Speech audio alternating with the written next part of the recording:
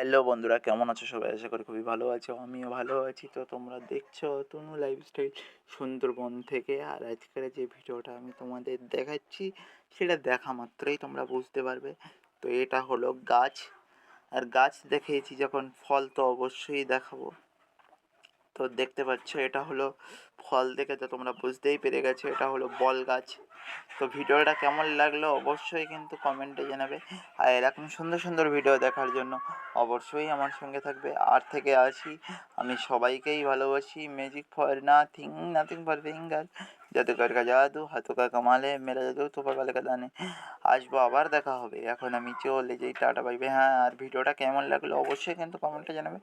আর এরকম বল গাছ আগে দেখেছো কিনা অবশ্যই কিন্তু কমেন্টে জানাবে। কারণ এই বল গাছের যে আঠা, 1948 সালে এই আঠা দিয়েই কিন্তু মানুষ বই, পেপার, তারপরে ইত্যাদি ইত্যাদি জিনিস কিন্তু দেওয়ালের গায়ে লাগাতো।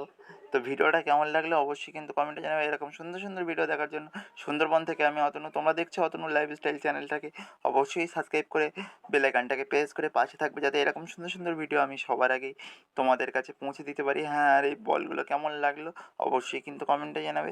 এগুলো কিন্তু ফুটবল নয়, এগুলো হলো আঠার বল, যা দিয়ে তোমরা অনায়াসে কোনো কাগজপত্রকে বিনা পয়সায় আঠার মাধ্যমে লাগাতে পারবে। কিন্তু এর একটা সিজন আছে, সিজনের বাইরে বল কিন্তু পাওয়া যায় না। তো ভালো থেকো, সুখে থেকো সবে, আসবো, আবার দেখা হবে।